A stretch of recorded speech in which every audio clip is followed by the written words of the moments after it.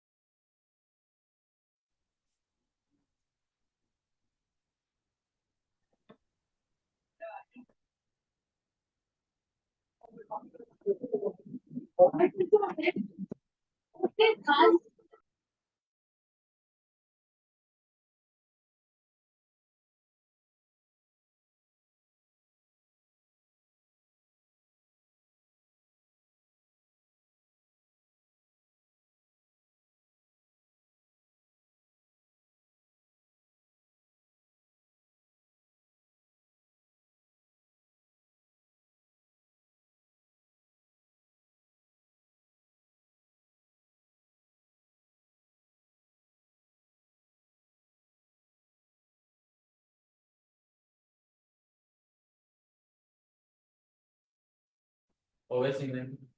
Vecinal.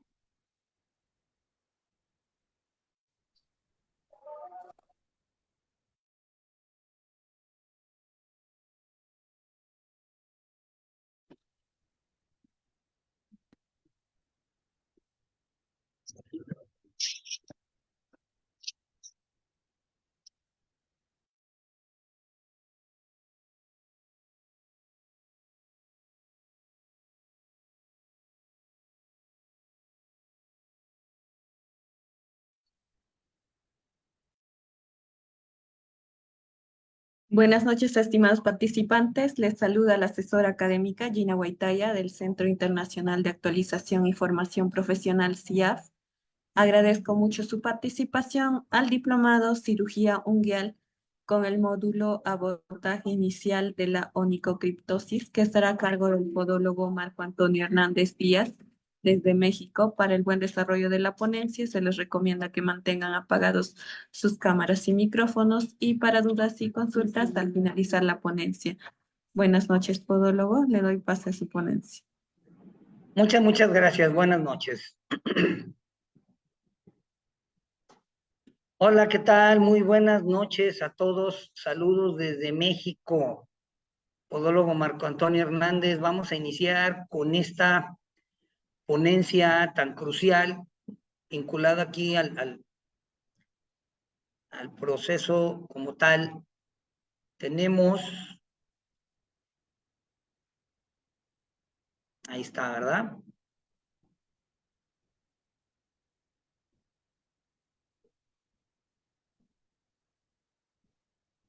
A ver, voy a compartirlo nuevamente, me parece.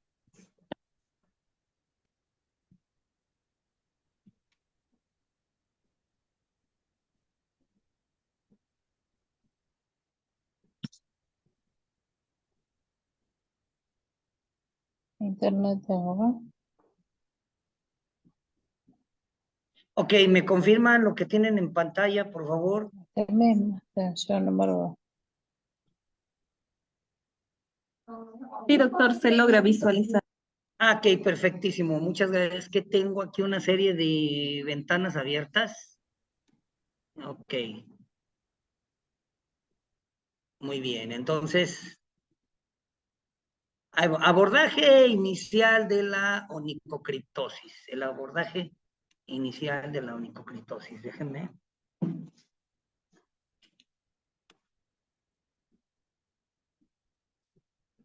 Ahí está. Sin duda, la onicocriptosis es un reto, ¿verdad? Es un reto terapéutico. Resulta que la onicocriptosis en ciertas circunstancias es muy frecuente. Hablando de la onicocriptosis, en realidad estamos hablando de un proceso de complicación donde de facto inicial ocurre una intromisión de la uña en el tejido blando. La uña es un elemento, es un compendio celular de células muertas, queratinizadas, estratificadas, que forman una lámina encima del dedo. Esa lámina tiene cualidades especiales mecánicas. Tiene resistencia, plasticidad, elasticidad, tiene convexidad, textura, color, resistencia y otras. Y las cualidades mecánicas de la uña son excepcionales a tal grado que en el proceso, en las manos, tanto de la manipulación y el agarre, y de la marcha y de la pedestación en el pie, cumplen una función al 100%. Cuando hacemos estudios comparativos de los materiales que pretenden sustituir o imitar a la lámina ungueal, acrílicos, acrilatos, fibras, resinas epoxi, fibra de vidrio, etcétera, siempre sale triunfante la queratina natural, la uña, frente a estos materiales. Sin duda, por ejemplo, la fibra de vidrio tiene algunas ventajas de resistencia por encima de la uña natural, pero cuando esta tiene que deformarse y adaptarse, por ejemplo, ante el paso, mientras que la uña natural se deforma, ¿sí? La uña de fibra no. Entonces, vamos, ante cualquier embate, traumatismo, la uña natural resiste mucho mejor. ¿Ok? Ahora, teológicamente el término onicocriptosis proviene de las raíces griegas onix, onikos, que significa uña, y criptein, que significa oculta.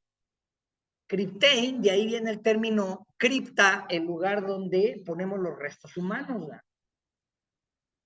Oculta. En ese sentido, la onicocriptosis es una afección podológica en el que la lámina ungueal va a romper el tejido blando. Así es que causa necesaria de la onicocriptosis, la lesión del tejido blando subyacente. Esta lesión de tejido blando subyacente va a desencadenar un proceso inflamatorio en cadena, en el que la intromisión de la lámina va a desencadenar pues el proceso inflamatorio, mediado a través de una serie de hormonas proinflamatorias, la aparición de la bradiquidina y otras, de tal manera que buscan un proceso de cicatrización normal. La cicatrización requiere de inflamación y pasar a los siguientes niveles para cerrar la herida, pero resulta que allí está la uña y no deja que cicatrice. Entonces, en el tiempo va a continuar el proceso inflamatorio, y ese proceso inflamatorio, en vez de aportar un bien, va para atrás y produce un mal. La inflamación debe de llevar a una cúspide, a una punta, y luego de crecer en el proceso curativo. En la uña no. Imagínate la onicocriptosis ahí permaneciendo por un mes. Todo aquello es una plétora inflamatoria donde el tejido se va a esforzar todavía más y va a producir nuevos vasos sanguíneos, va a traer células del sistema inmune, fagocitos, monocitos, etcétera, para tratar de atacar a las bacterias en intromisión, pero en todo ese proceso, aquellas células normales inflamadas comienzan a sufrir daño, y entonces células del sistema medular, del sistema inmune, leucocitos, la célula CD4 y otras, marcan a las células dañadas. Y ahora los monocitos y los fagocitos destruyen tus células, no nada más las bacterias. Porque esas células ya están dañadas, entonces ahora hay que destruirlas. Entonces pues imagínate todo aquel proceso en el que en teoría debería de haber iniciado y terminado, no acaba. ¿Por qué? Porque la uña está ahí. Entonces, en este sentido, la onicocriptosis en realidad es una enfermedad de objeto extraño. Es como traer metido allí un fragmento de madera, una esquirla, una espina, todo aquello inflamado, colección de pus, es exactamente igual, ¿verdad? Por lo tanto, el manejo de la onicocriptosis va a ser el mismo, extraer el fragmento. Si tuviéramos que reducirlo, hablaríamos de ello. Y hay metodología para extraer el fragmento y otras maniobras vinculadas que van a ser correctivas y preventivas. Algunas de estas conservadoras y otras más quirúrgicas. Sin embargo, aquí vamos a hablar del abordaje inicial. ¿Qué podemos hacer antes de que este proceso llegue a ser un caldo tremendo y que se complique o que tengamos que hacer maniobras quirúrgicas? ¿De acuerdo? Bien.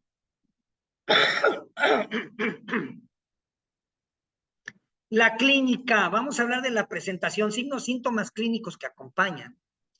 A la onicocriptosis se manifiestan según el estadio, ¿verdad?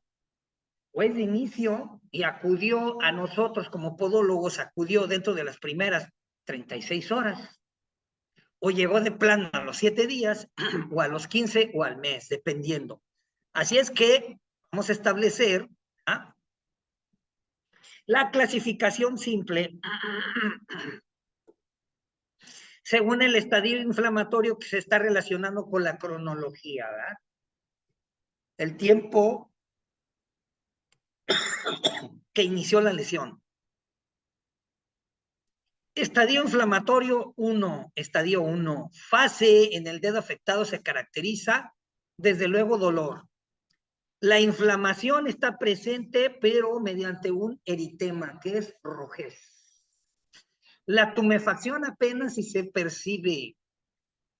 La hiperestesia, esa sensación dolorosa, es mínima, leve. Por lo tanto, aquí el paciente todavía se puede poner un calcetín y vámonos, ¿verdad?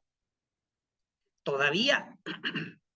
También puede existir hiperhidrosis en la zona afectada y a veces el exceso de sudor en el pie va a macerar los pliegues. Esa maceración hace que el tejido esté demasiado blando, una uña con un mal corte, o de plano hay un corte más o menos estándar, pero el calzado está apretado. O de plano recibió un golpe, traumatismo, y entonces, ¿qué? Se produce la onicocriptosis. Entonces, nótese cómo es multifactorial. ¿Hay alguna deformación? Probablemente. ¿Hay un juanete? También. ¿Hay dedos deformes, encimados? También.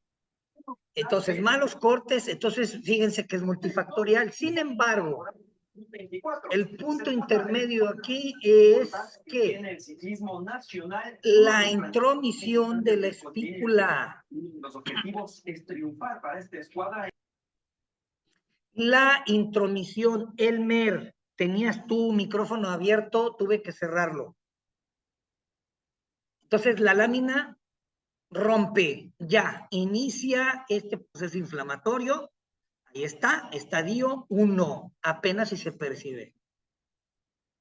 Hay estado de dolor crónico donde la uña está así, hipercurva, en grapa, gran hiperconvexidad, va a apretar los bordes del dedo, se va a inflamar, va a producir callo y ese callo aumenta la presión, aumenta el dolor, etcétera, y tu paciente te dice, ay, me duele, mi uña está encarnada. Entonces tú valoras y dices, no, no está encarnada, tiene onicofosis. Pues yo no sé, a mí me duele, dice el paciente.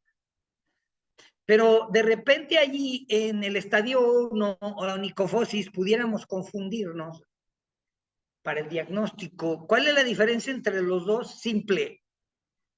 Pones unas gotitas de agua oxigenada en el surco afectado, unas gotitas. Si ves que salen burbujas, si no salen burbujas, es onicofosis. En los dos casos se procede igual, ectomía y rehabilitación de surco, es exactamente.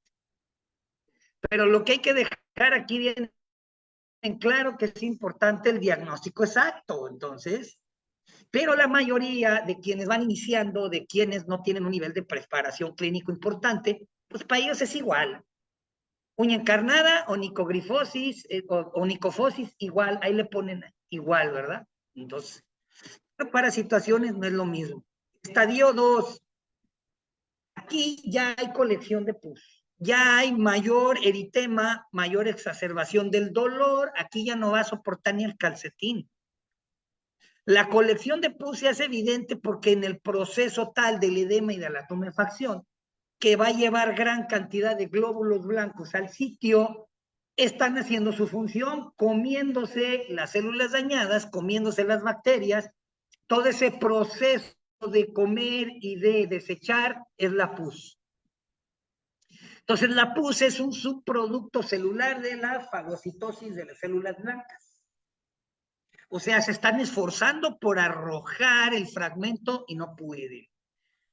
Ese proceso de plétora inflamatoria va a hacer que se formen nuevos vasos sanguíneos centralizados. Y a veces esos vasos sanguíneos son así, sésiles. ¿Qué es sésil? La base angosta, como si fuera una uva colgando de la mata, ¿verdad? Sésil. ¿Y eso qué es? Granuloma. Pues vamos a notar ahí de repente granuloma piógeno, ese término ya no se usa.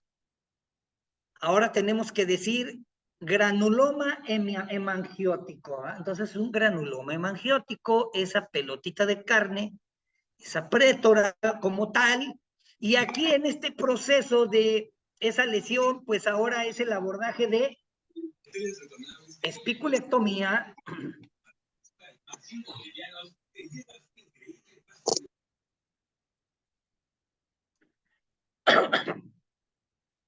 Espiculectomía, y ahora ¿qué tienes que tratar? Ahora vamos a tratar al granuloma hemangiótico, ¿verdad?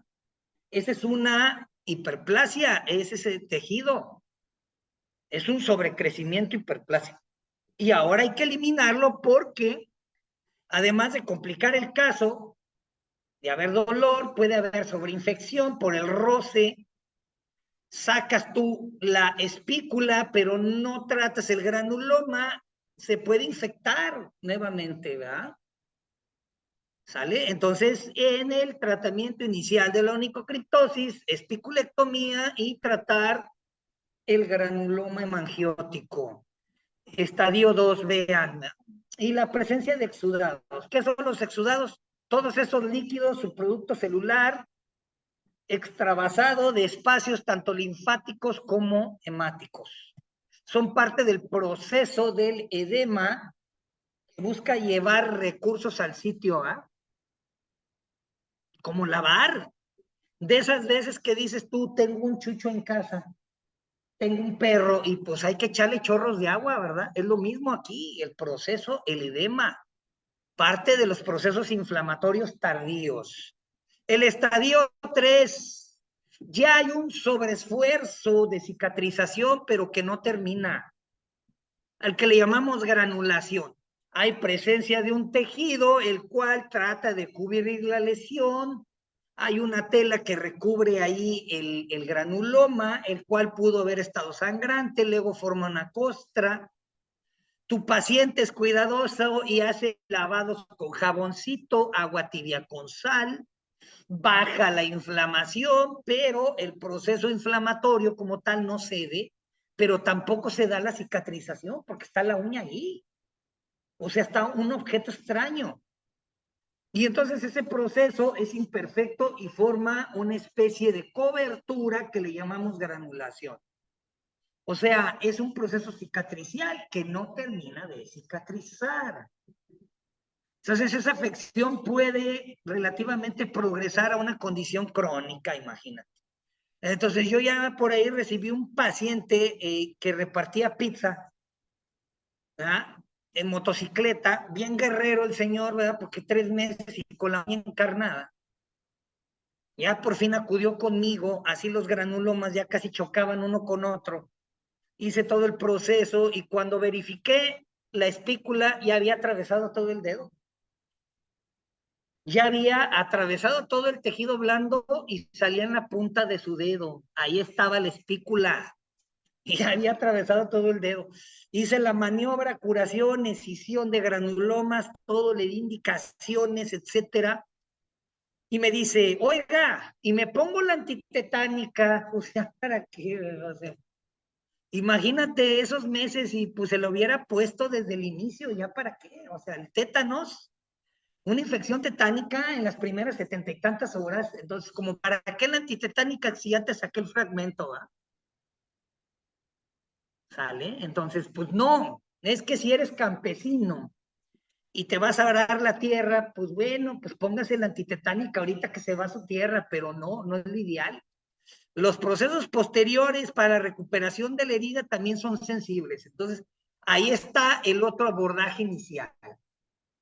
El cuidado posterior de las heridas. Y aquí está el estadio 3, ampliamente pletórico, ese granuloma crecido, exudados, proceso de granulación. Vean ahí las membranas caseosas.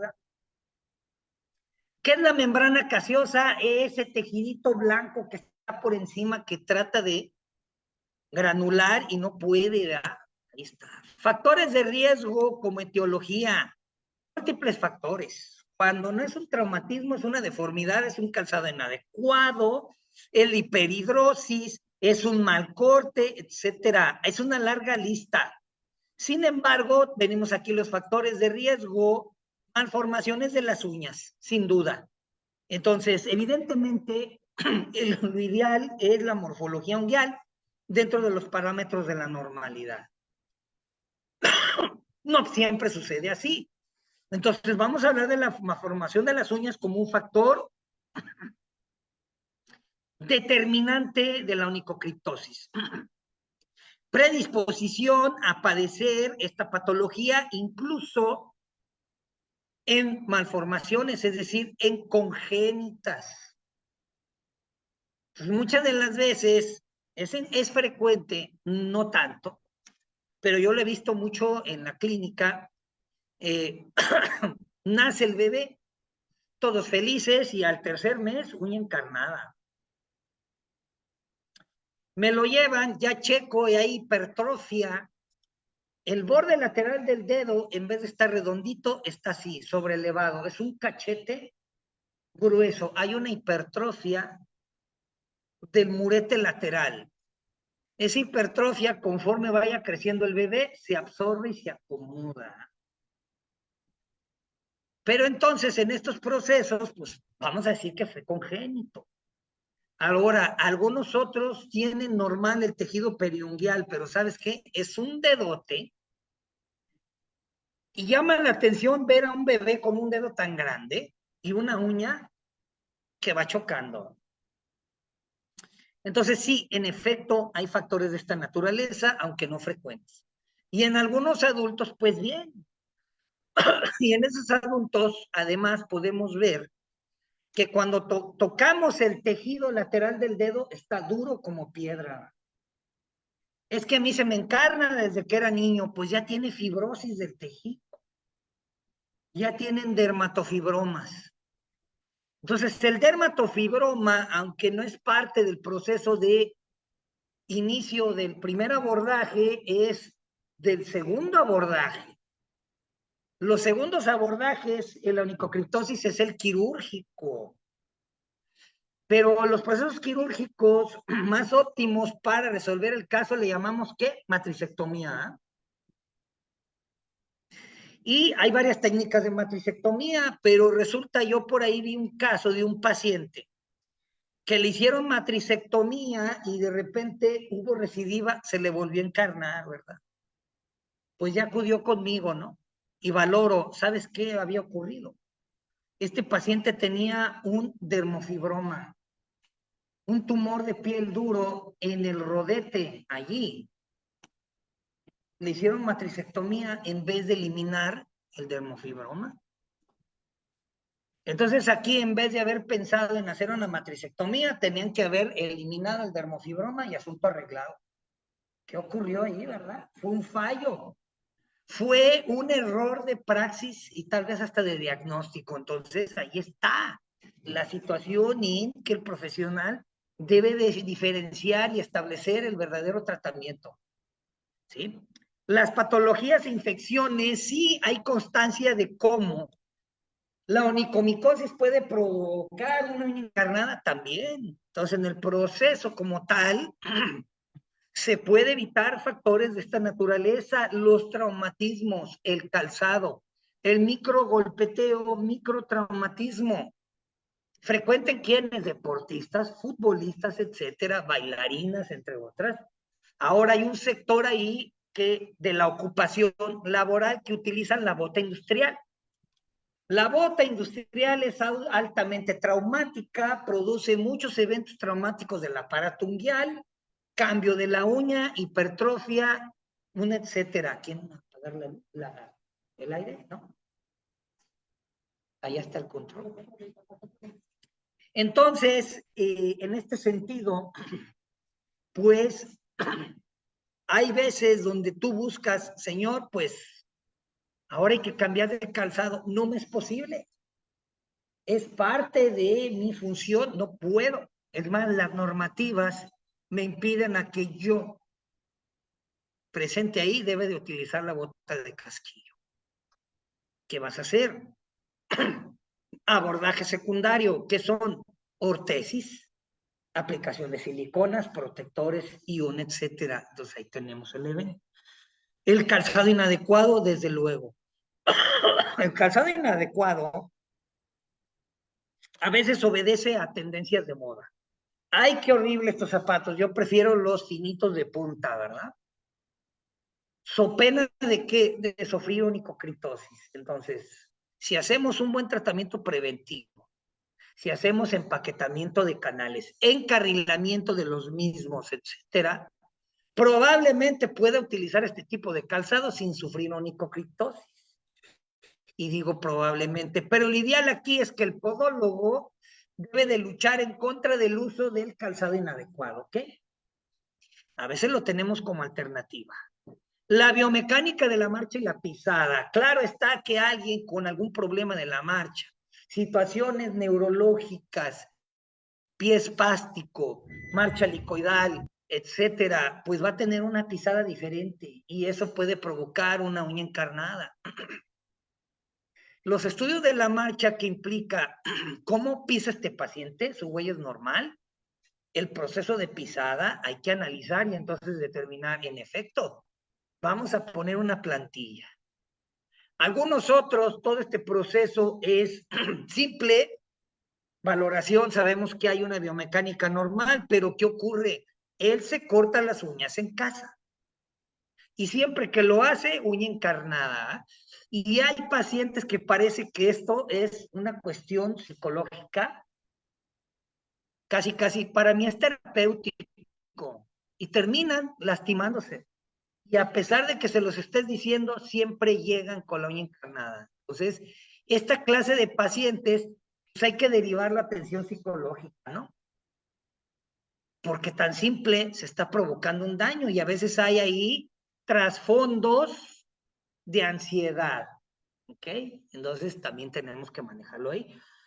Aquí tenemos el cuadro comparativo, informativo de las situaciones, factores de riesgo, externos e internos, intrínsecos y extrínsecos, tanto mecánicos, corte inadecuado de la uña, uso inadecuado, tipo de calzado, ¿sí? La automanipulación, el autotratamiento, y a veces nos encontramos cierto porcentaje de pacientes cuando llegan con nosotros, traigo la uña encarnada, ya se derrotaron. Quisieron sacar el fragmento y ahora en vez de buscar uno, ahora tenemos que buscar 2 o 3 fragmentos porque pues el paciente nos ayudó, ¿verdad? ¿Sale? Entonces el caso nos lo complica, nadie hay que ayudarnos. Los factores internos, la predisposición genética, distrofia, malformaciones unguiales del aparato, el dedo, disfunciones, alteraciones biomecánicas, anomalías congénitas, hiperhidrosis, presencia de patología ósea subyacente, fenómenos de hiperlaxitud, enfermedades del sistema asociadas a obesidad, diabetes, situaciones metabólicas y un largo etcétera, ¿verdad? Pues claro. Entonces, de las causales más comunes, que bendito corte mal hecho, ¿verdad? Onicotomía fallida. Y luego se ve en un tutorial del YouTube y, es que hay que cortarle ahí la uña de tal manera y se dejaron un fragmento. Y a veces dice aquí, punta de flecha. ¿Y sabes qué? De forma inmediata provoca eso. Esto nos lleva a los métodos de evaluación. ¿Sabes qué? Tienes que hacer tu historia clínica. Aunque parezca que, en efecto, es la uña encarnada, no, realiza la historia clínica porque esta es una situación legal, ¿ok? Entonces, la realización de la historia completa, la naturaleza, el grado, la presentación clínica, algunos otros datos asociados, historia de la enfermedad, cómo, cuándo, evolución, posibilidades de recurrencia, hay alguna deformidad, hay una hipercurva, hay hipertrofia del rodete, tiene mal posición de su dedo, todo eso debe de establecerse ahí como factor predisponente y factor que va a provocar que tu paciente esté regresando. Tratamientos realizados con anterioridad, ¿fue un autotratamiento o otro profesional lo trató sin éxito, verdad? Vio un comercial y se puso ahí la quesia y lo único que provocó fue una quemadura agregada. La historia de traumatismos y antecedentes familiares, entre otros. Entonces, resulta que hay familias que a todos se les está encarnando, ¿no? Por esos factores congénitos heredados. La evaluación física es importante. Hay que determinar las características de la lámina, aparato unguial, morfología de la lámina, de los tejidos periunguiales. Les daba yo la explicación acerca de la presencia de granulomas tardíos, ¿verdad? Signos de infección, deformidades musculoesqueléticas asociadas, presencias de patología vascular, neurológica, dermatopatías o nicopatías asociadas. Entonces, hay veces que hay incluso exostosis laterales que provocan la uña encarnada, y si tú tienes experiencia y ante la exploración determinas que hay una exostosis como factor desencadenante, ¿qué es lo que sigue? Vas a ordenar una radiografía y allá aparece. Entonces, al ver la radiografía, ¿qué sigue? Pues hay que determinar si la maniobra quirúrgica va a ser enfocada a eliminar la exostosis más bien que una matricectomía. Entonces, la realización y realización de determinadas pruebas diagnósticas son necesarias, les acabo de decir. La radiografía es una, ahí está la exostosis lateral, obsérvese. Esa pelotita en forma de capuchón lateral en la falange, en el primer tercio de la falange lateral, ahí se ve la exostosis. Son esos hoyitos. Eso, esa forma de honguito que está allí, esa es una exostosis. Entonces, imagínate, viene la uña, empieza, choca allí, onicocriptosis, ¿verdad? Sale. Matricectomía y vámonos. Sí, pero es que tú estás viendo que hay una exostosis. Hacer nada más matricectomía ahí, ese es antiético, ¿ah? Tienes que derivar a traumatología y eliminar ahí ese factor predisponente. Tratamientos, pues sí, múltiples tratamientos. Entonces aquí, sin duda, tenemos el baño hiperosmolar, ¿verdad? Agua tibia, sal, bicarbonato. Vamos a sumergir el piecito como tal, ¿para qué? Para modificar la permeabilidad, ¿verdad? Reducir el edema. Una vez que el proceso edematoso es controlado, bueno, pues ya es más sencillo hacer. Tenemos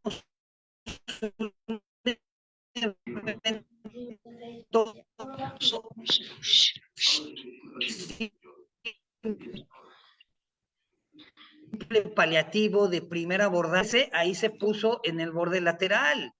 Me van a decir algunos, yo utilizo un fragmento de gasa. Algunos otros vean ahí, ¿qué se aplicó allí? El hilo dental. Se aplicó hilo dental en el borde. Algunos otros me dicen, profe, yo he utilizado la cinta de teflón. Ahí está la cinta de teflón, esa que se usa para las tuberías del gas. Es una ferulación con cinta de teflón. Entonces, este proceso de primera instancia, medios de barrera, no son los únicos. Acabamos de ver tan solo algunos, pero hay ferulaciones para el encarrilamiento. Ferulación nasogástrica, PVC, la de Carré, la de Pelt y otras. ¿Sí? Las ferulitas esas plásticas que se meten en surco. Aquí vimos nada más estos eventos que incluían el hilo dental y la cinta de teflón. Entonces, son parte de los primeros procesos de abordaje de la onicocriptosis. ¿Qué viene? Espiculectomía. ¿Qué es la espiculectomía? Maniobra simple en la que vamos a realizar un corte, un sector de uña y extraer el fragmento. Por lo regular, se retira un pequeño fragmento triangular muy similar a una espina.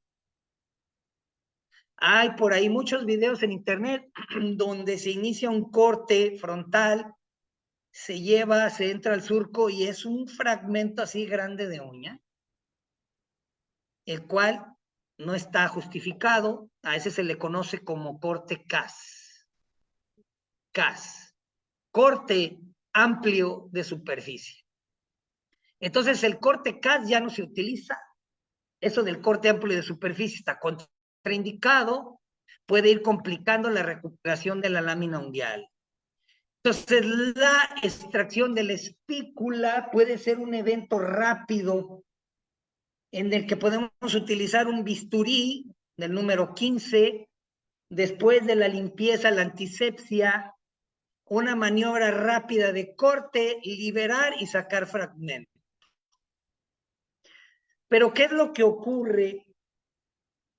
De repente no tenemos experiencia en la espiculectomía y ahí estamos haciendo estos movimientos de torsión, lastimando al paciente. Entra en ansiedad, me duele, y entonces, ¿qué? Pues nos van a exigir una anestesia, una anestesia. Entonces, muchos de estos anestésicos tópicos no actúan de forma inmediata.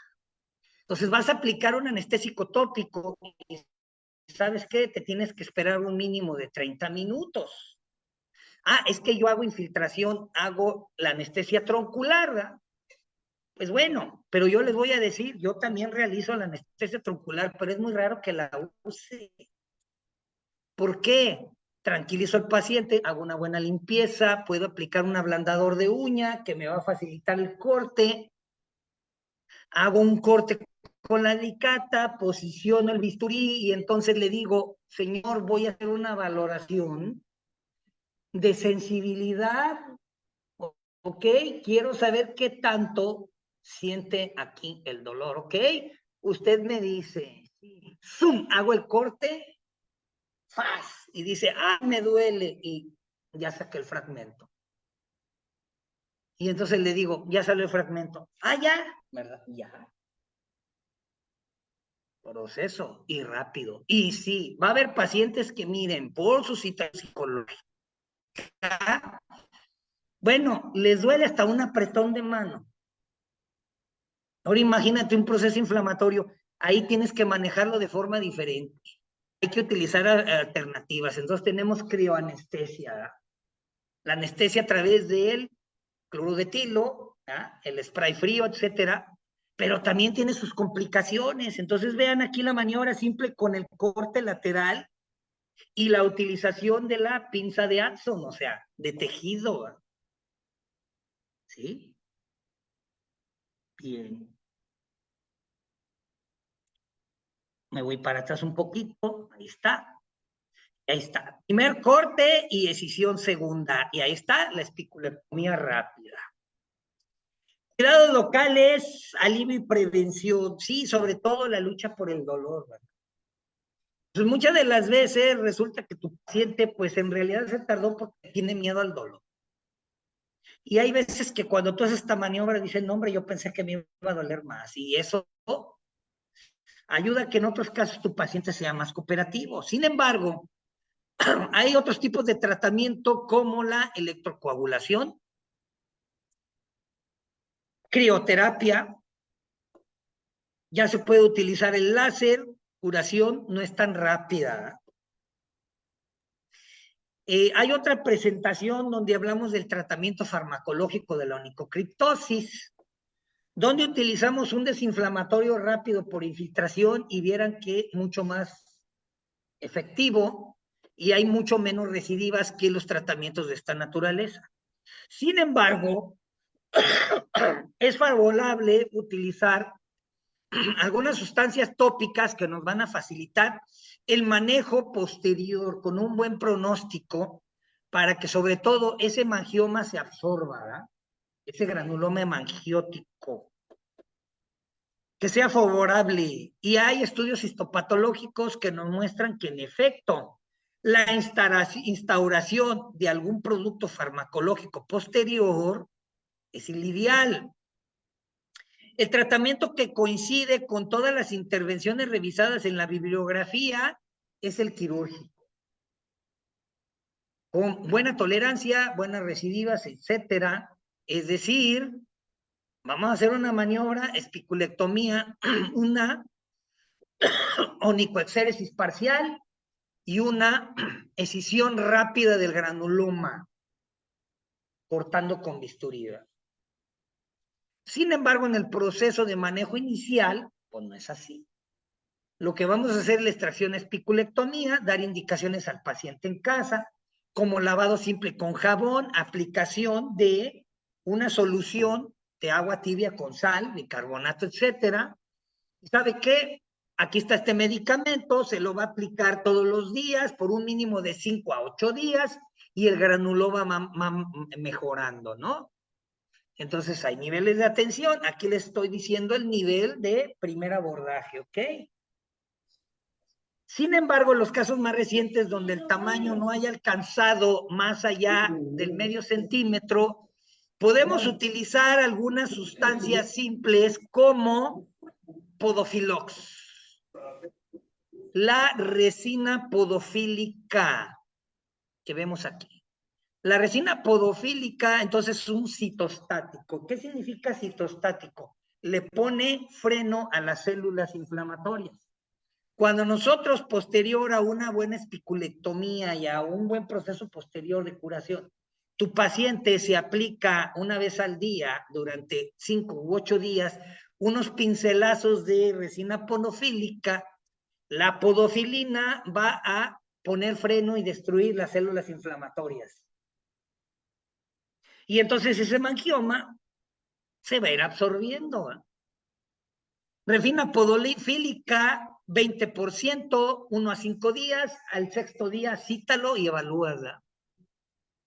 Tal vez allí ese hemangioma se absorbió a tal grado que con un simple corte sale el resto del hemangioma, una pomada cicatrizal en los próximos 3 días y se acabó.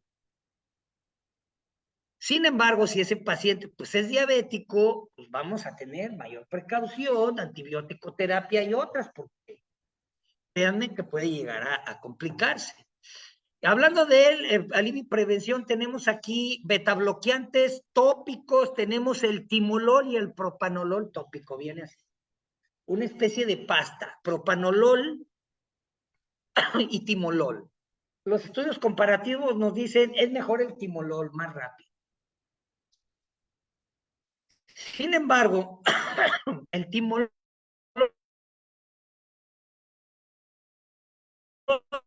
por ejemplo, entonces de repente no vas a encontrar por allí el timolol tópico y lo vas a encontrar oftálmico.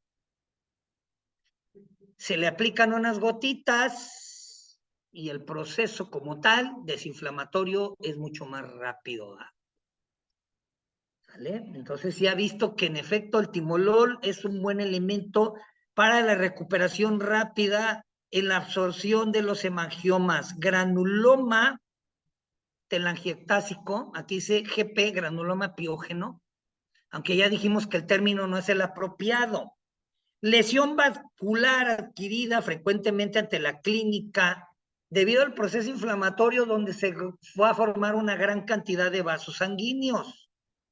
El timolol tópico puede ser la opción ahí terapéutica porque va a disminuir pues la necesidad de cirugía.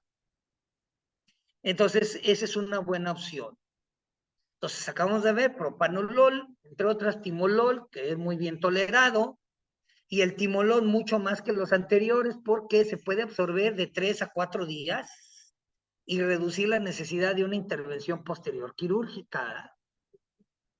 En los estudios de alta sensibilidad dolorosa se opta por medios anestésicos locales. Cada país tiene sus leyes respecto, pero por lo general no hay mayor responsabilidad con los tópicos. Ponle todos los tópicos.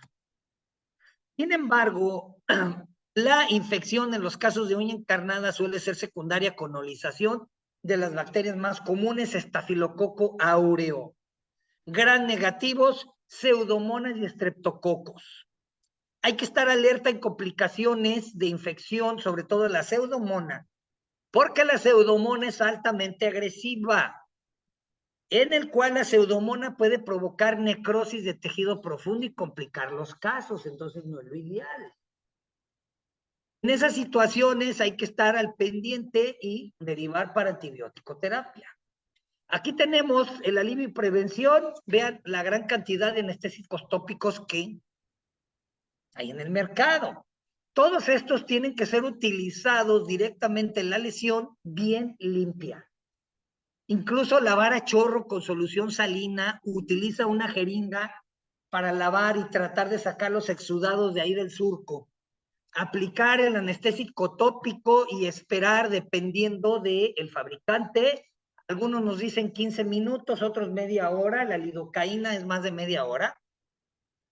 La EMLA, que es prilocaína, mezcla de prilocaína y lidocaína, de 15 a 20 minutos. Y maniobra rápida. Todos estos procesos descritos, métodos válidos, que se van a requisitar depende de cada método. Hay maniobras simples del abordaje, ferulaciones. Aquí tenemos la cinta Ipafix. La Ipafix, que la venden por rollitos, es una cinta blanquita medio porosa. Pones en el surco después de la curación, haces tensión, movimiento de espiral y ahí tienes una separación del tejido blando. Además de lo que ya vimos, ¿no? Vieron el videito donde mostramos ahí el hilo dental, la cinta de teflón, etcétera, desde luego. Los vendajes, ¿verdad? Entonces, vean este vendaje, compárenlo con estos, ¿verdad? O sea, mucho más simple. Esta es la cinta Coban, mucho más cómoda, más simple de utilizar y tiene sus ventajas. Las técnicas del algodón ya son sustituidas por el hilo de retracción, el hilo retractor. Es un hilillo que se utiliza en la expansión de la zona gingival, ¿ah? Pero aplicado en el surco tiene una función extraordinaria como medio de protección, también de medicación y medio de ferulación para evitar que la uña se encarne. Obsérvese. Cánulas plásticas, ahí está. Hay varias cánulas. Hijo, estoy en clase, ¿te urge o me esperas? Ah, márcale. Ah, ahorita termino la clase y voy, ¿sale?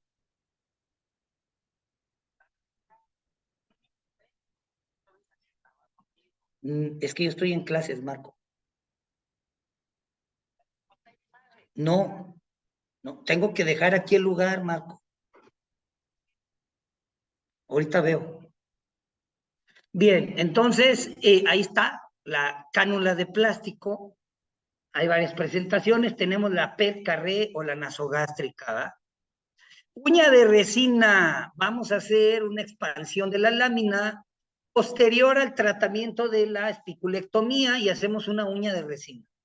la cual va a servir de expansión, protección, reeducación del surco periungual y tiene buen éxito. La uña de resina. Hoy día ya hay resinas modificadas molecularmente hablando, en las que se les agregan nanopartículas, oro, plata, cobre, titanio, etcétera, las cuales tienen una acción importante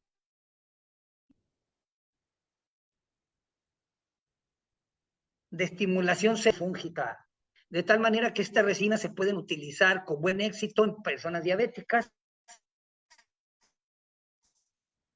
en aquellas que ya tienen cierto grado de onicomicosis y con buen éxito, ¿verdad?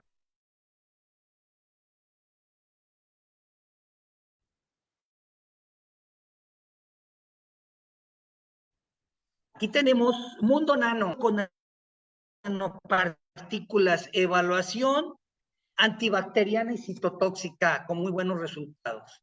Luego tenemos la ortonixia metálica, la ortonixia, el alambre, ahí está, la ortonixia de feto, la más común, la de grapa metálica, la más, como quien dice, el estándar, da muy buenos resultados, es una atracción clara con un elemento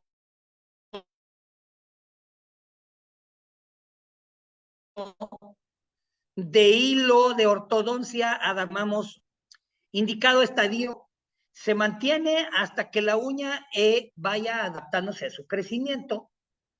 Eliminamos la hipercurva, que probablemente fue la causa inicial. Ahí tenemos, en efecto, la banda de memoria, que es la de plástico, ahí banda de memoria de plástico sustitutiva. ¿De acuerdo? Entonces, esto es precisamente el abordaje inicial en la onicocriptosis. Espero que haya sido de su agrado. ¿Hay algunas dudas? Vámonos a las dudas. ¿Pueden escribir o abrir su micrófono? ¿Pueden abrir su micrófono con orden, por favor? ¿Sí? Buenas noches.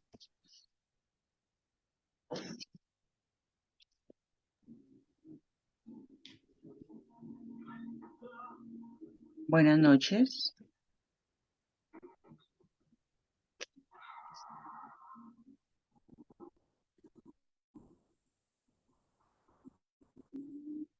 Vamos al chat, vamos a ver qué hay ahí. ¿Hay alguna pregunta? A ver.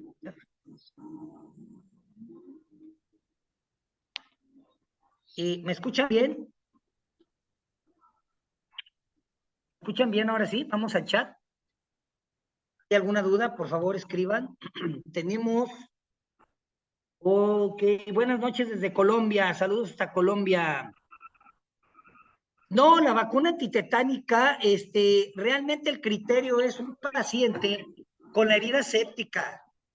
Entonces, imagínate un paciente en un poblado que tiene animales, vacas, el dedo ahí entre la tierra, el estiércol, etcétera, pues ahí tiene que ser dentro de las primeras 36 horas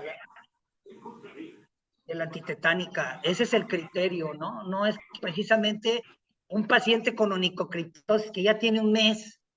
Pues en teoría el tétano se puede gestar rápidamente en 70 y tantas horas. ¿De acuerdo? Lo que pasa es que hay países donde ya lo tienen por protocolo, entonces hay ahí perforación y antitetánica. Ya depende mucho de la situación de ciertos países, ¿verdad?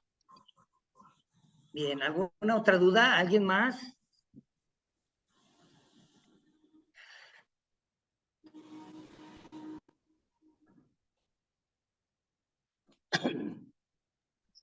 En algún momentico la grabación quedó quieta cuando estaba hablando de la mezcla donde la mezcla que se prepara para ablandar la uña un poquito. ¿Me la podrías repetir, por favor? Ok, la mezcla para ablandar la uña, a ver, déjame ver. Que era bicarbonato con agua y Ah, ok, algo. ok. No, sí, esto es, en realidad es una inmersión hiperosmolar estándar que se utiliza en enfermería para ayudar a reducir el edema, ¿ok? Porque saca los líquidos ahí presentes en el eritema de la lámina unguial en el que sencillamente vas a poner suficiente agua tibia para cubrir el pie y aproximadamente por cada litro vas a poner una cucharita, más o menos 3 gramos de sal y 3 gramos de bicarbonato. Mezclas y mete el pie por unos 10 minutos. Hazlo todos los días y ese proceso va a ayudar enormemente al control del edema. Y estamos hablando del edema postquirúrgico, es decir, post-espiculectomía. Sin embargo, llegué a ver casos de pacientes, ¿verdad?, que antes de ir al podólogo lo estuvieron haciendo por varios días y cuando fueron conmigo, pues estaba más o menos desinflamada, o sea, pues sí les ayudó. Sin embargo, hay que puntualizar que aquí hay que ser bien cuidadosos porque la onicocriptosis, la pus y todo eso, y remojar el pie ahí en una situación séptica puede ser contraproducente porque un paciente que no sea acucioso, que no utilice agua limpia en un bote sucio, pues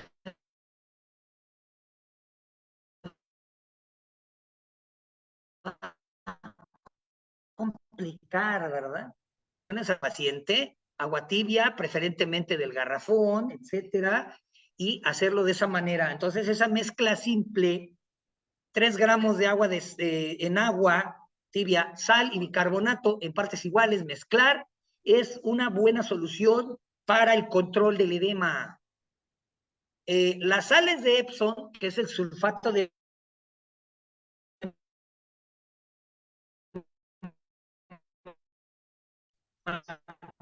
magnesio, también Perdón, está indicado. Esa bolsita la señal, divídelo en 5 partes y lo aplicas en 1 litro, ¿sí? ¿De acuerdo? Entonces las la sales de señal. Epsom también. Ok, ¿me escuchan bien o se me cortó la voz? Ahora se escucha bien, pero cuando estabas hablando de las sales de Epsom se cortó.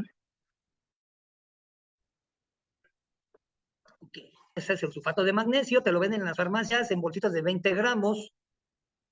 Son aproximadamente la quinta parte de esa bolsita en 1 litro de agua y sirve, en realidad es un poco menos, más o menos medio litro de agua, y te sirve para el control del edema en la curación de esa naturaleza, ¿de acuerdo?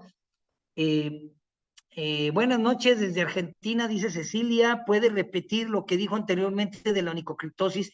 El agua oxigenada, ok.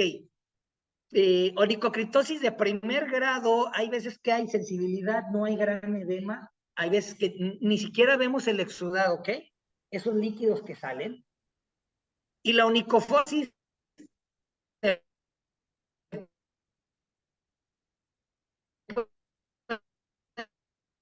confundir con la onicocriptosis.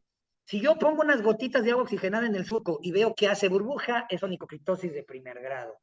Si no hace burbuja, es que onicofosis, ¿ok? Es nada más para el diagnóstico en la 1. ¿Por qué? Porque en la 2 evidentemente ya se ve allí la pelotita, que es el granuloma hematopoyético, y ya se ve exudado y pues ya no tienes que hacer diagnóstico diferencial. En el estadio sí, 1. Con unas gotitas de agua oxigenada hay efervescencia. A eso me refería. Se me fue la señal cuando hablaba de la resina. Bien, la resina, tanto la acrílica como la epoxi, es una alternativa para hacer una falsa uña, una reconstrucción unguial, la cual va a servir como medio de expansión y protección, reeducación del tejido para que la uña anteriormente anómala se vaya acomodando. Y les dije que hoy día ya hay resinas modificadas molecularmente que tienen agregadas nanopartículas de oro, plata, cobre, titanio, etcétera, las cuales tienen una importante acción, ¿sí?, de estimulación celular, de destrucción de célula negativa y de tanto bactericida como fungicida. Entonces son una buena alternativa para la reconstrucción diaria post procesos de esta clase, ¿verdad? El día de hoy aquí en consultorio tuvimos una pacientita con onicólisis completa de toda la lámina. Hicimos una abulsión de la lámina y la reconstrucción unguial aquí está indicada. Un ejemplo, ¿ah? Entonces también es alternativa posterior a la onicocriptosis. No les estoy diciendo que lo apliquen en el momento, no, estoy hablando de procesos de seguimiento posterior. Desde Ecuador se puede poner acrílico en una uña con onicocriptosis. No. La onicocriptosis como tal, el proceso de cicatrización hay que dejarlo, ¿verdad? 3, 4, 5 días posteriores y a partir de ahí ya puedes hacer reconstrucción ungueal. Si tú aplicas reconstrucción ungueal allí, todavía en el proceso que no ha cicatrizado, pues hasta le vas a ulcerar, ¿verdad? Porque no es compatible con eso. Retrasa la cicatrización. ¿Por qué? Porque todos esos líquidos que utilizamos ahí van contra los fibroblastos, que son las células cicatriciales. Entonces, no. Bien. Vamos a ver, hay más dudas. Perfecto. Perfecto, chicos. ¿Hay alguna otra duda que quieran? Bien, alguien está escribiendo. Yo, de repente se corta un poquito. Anís, ¿qué tal, Anís? Buenas noches, profe. De repente se corta un Sí, poquito. estoy algo inestable aquí. Sí, oiga, le comento. Yo en diciembre tuve un paciente, un niño de 13 años, 5 laterales encarnados, ya era una onicocriptosis de 4º grado. Los dedos los llevaba, traía infecciones, los traía demasiado amoratados, negros.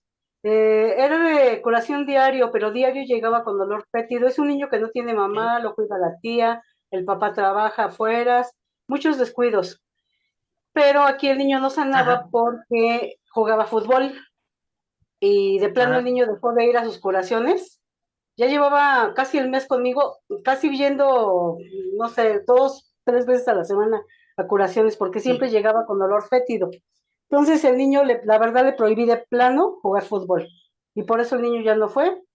Uno de sus tíos, que es mi paciente, dice que el niño sigue con los dedos negros. ¿Cómo estarán sus uñas? No lo sé. Pero es un niño que ya era frecuente ese problema. Lo padecía la mamá, al parecer. Entonces, no sé cómo está. Esos pacientes obviamente no los podemos nosotros mandar, dominar, qué es lo que tienen que hacer. Pero, ¿qué pasa cuando llega un paciente así con una onicocriptosis 4º grado y trae los deditos ya no morados, negros? ¿Qué hacemos ahí?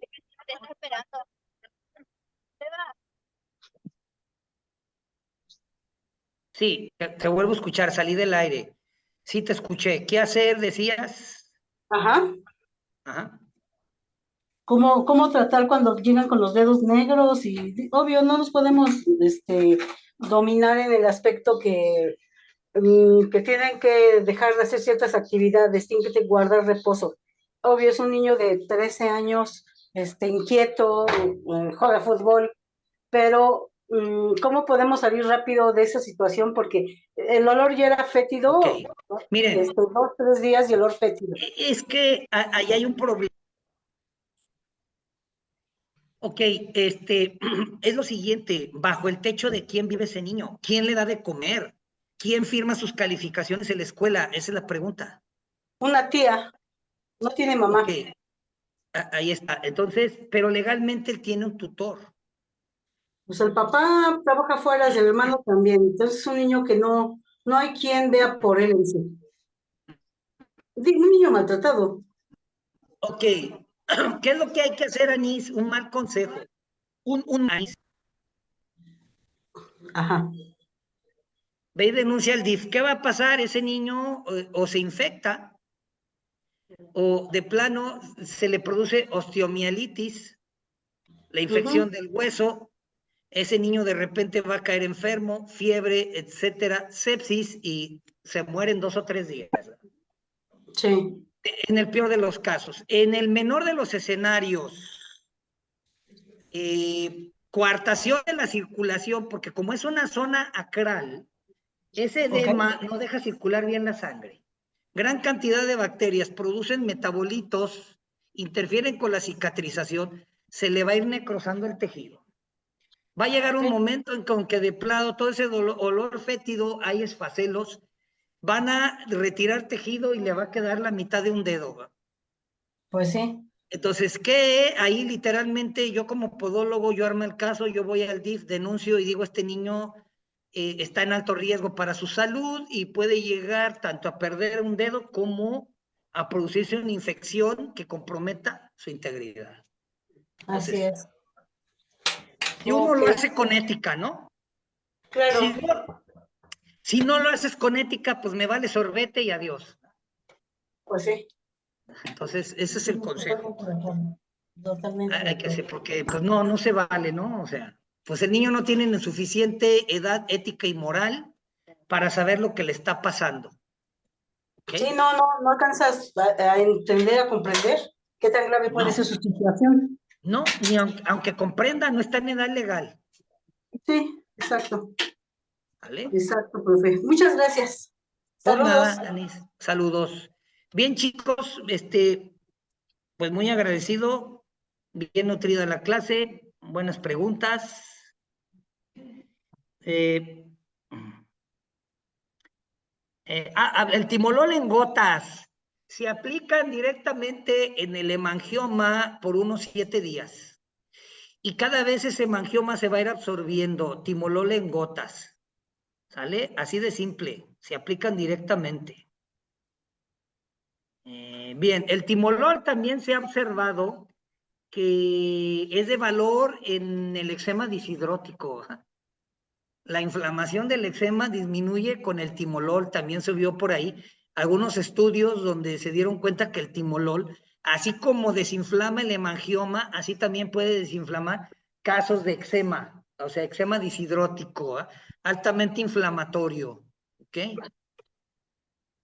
Bien. Ok, muchísimas gracias, me despido. Saludos desde México. Antes de salir del aire, bien agradecido. Saludos a todos. Jacqueline, Sandra, Elmer. Aquí hay unos números telefónicos, no dicen nombre. Hasta luego, Esmer. Osme, Cecilia, Dani, Olivia, Mercedes, Maximina, Mónica, Nil, Soria, Giovanna. Hasta luego, Jorge, Liliana, Michelle, Elizabeth y Anís. Hasta la próxima. Mil gracias por nada. Después, el problema sí puede ser para ella. Muchas gracias. Ok, en efecto. Hasta luego, Osme, Cecilia. Gracias a todos. Salgo del aire. Salgo del aire. Bendiciones. Gracias.